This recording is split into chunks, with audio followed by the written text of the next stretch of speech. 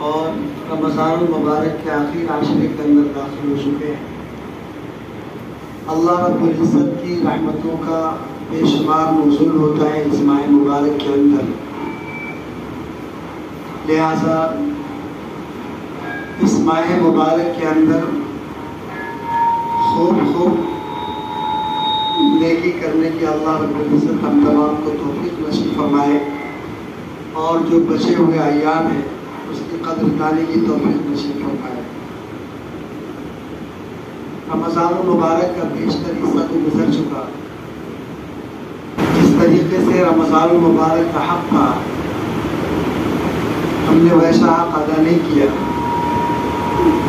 رمضان المبارک کی آمد سے پہلے صحابہ کرام رضوان اللہ علیہم اجمعین قرآن کریم کی تلاوت میں اضافہ فرما دیا کرتے تھے، نفلوں کے اندر کثرت کر دیا کرتے تھے، اعمال کے اندر زیادتیاں ہو جایا کرتی تھیں، لیکن افسوس کی بات ہے کہ اس ماہ مبارک کے اندر بھی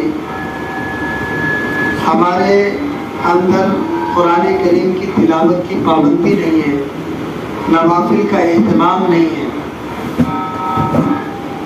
حالانکہ رمضان المبارک کے اندر اللہ رب العزت نیکیوں کے بھاؤ کو بڑھا دیتے ہیں، یہ آفر کا مہینہ ہے اللہ رب العزت کی طرف سے۔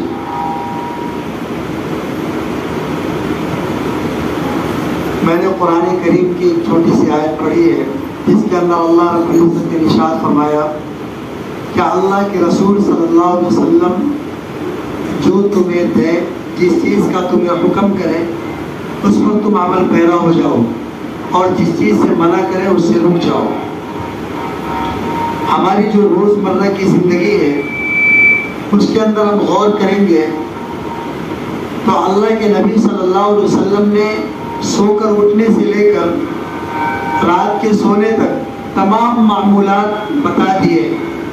اگر ہم اپنی پوری زندگی صرف اس معمولات پر لے آئے تو اللہ رب العزت کی ذات سے امید ہے کہ ہماری زندگیوں کے اندر بہار آ جائیں گی اور نیکیوں کا ذخیرہ ہمارے نامہ اعمال میں جمع ہو جائے گا۔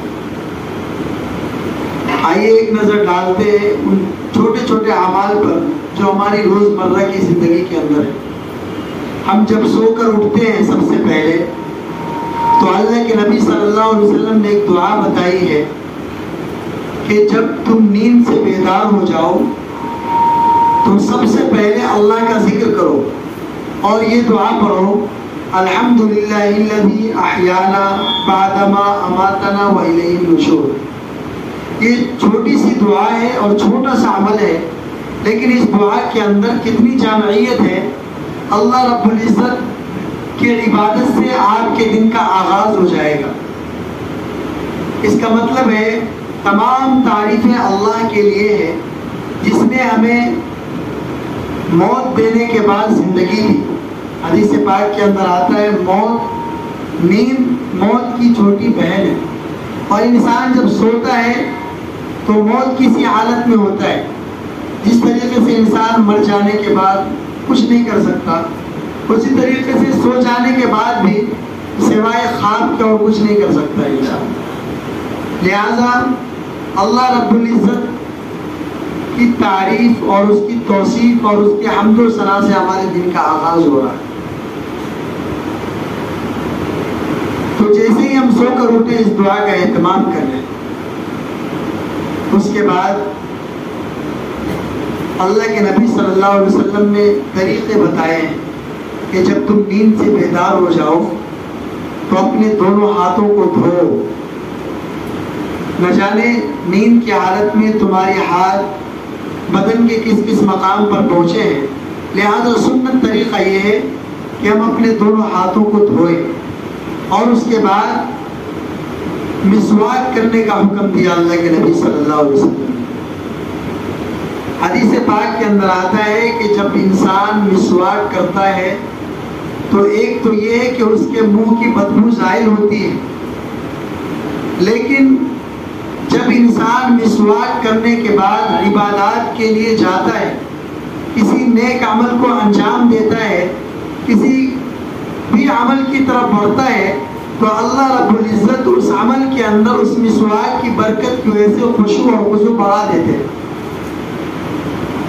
اور حدیث پاک کے اندر آتا ہے جنہوں نے مسواک کے ذریعے سے اپنے منہ کی صفائی کی اور پھر اللہ کی بارگاہ میں کھڑا ہوا اور خشوع و خضوع کے ساتھ دو گانا ادا کی تو فرشتے اس کے ہونٹ کے اندر اپنے ہونٹ کو سٹا دیتے.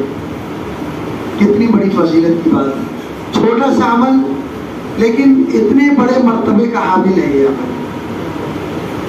اسی طریقے سے جیسے ہی ہم نیند سے بیدار ہوئے ان عملوں کو کر لیا تو جیسے ہی طلوع صبح صادق ہوتی ہے اللہ کی بارگاہ سے فجر کی اذان کی آواز بلند ہوتی ہے اور ہر عاقل بالغ مرد و عورت مسلمان پر فرض کی فجر کی 2 رکعت نماز فرض کر دی جاتی ہے. لہذا اپنے دن کا آغاز اس 2 رکعت فرض نماز سے کریں. حدیث پاک کے اندر آتا ہے کہ جو بندے مومن فجر کی 2 رکعت نماز کا اہتمام کرتا ہے اللہ رب العزت فجر سے لے کر یعنی صبح سے لے کر شام تک سورج کے غروب ہونے تک 2 فرشتے اس کی حفاظت کے لیے مقرر فرما دیتے ہیں. کتنی بڑی بات ہے. آپ نے فجر کی 2 رکعت نماز ادا کی ثواب تو جو ملنا تھا وہ تو ملا ہی.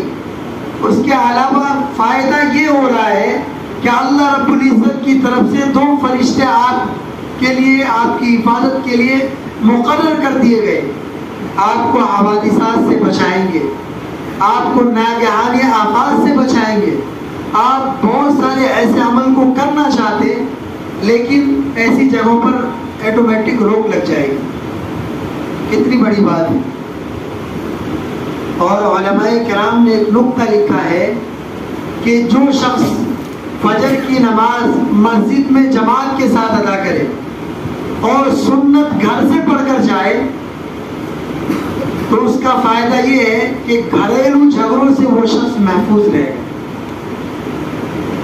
آج ہم اور آپ اپنے معاشرے اور سماج کا معائنہ کر لیں, ہر تیسرے چوتھے گھر کے اندر میاں بیوی کے جھگڑے, باپ بیٹوں کے جھگڑے, ساس بہو کے جھگڑے اور نہ جانے کیسے کیسے جھگڑے ہر گھر کے اندر موجود ہیں.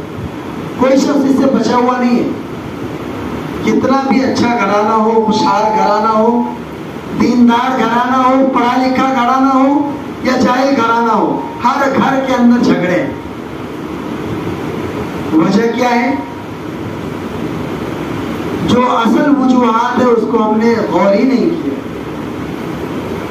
اس کا حل اللہ رب العزت نے فجر کی نماز کی سنتوں کے اندر رکھا ہے. لیکن جن گھروں کے اندر جھگڑے ہیں ان گھروں کے اندر آنکھیں کھل رہی سورج طلوع ہونے کے بعد تو کہاں سے یہ نحوست ختم ہوگی گھر کی اور گھریلو جھگڑوں کی. حدیث پاک کے اندر آتا ہے کہ جب سورج طلوع ہوتا ہے اور بندے مومن سویا ہوا رہتا ہے تو شیطان اس کے کان میں پیشاب کر جاتا ہے. ظاہر سی بات ہے, شیطان جس کے کان کے اندر پیشاب کر جائے اس کو دین کے عمل کی توفیق بہت کم ملتی ہے.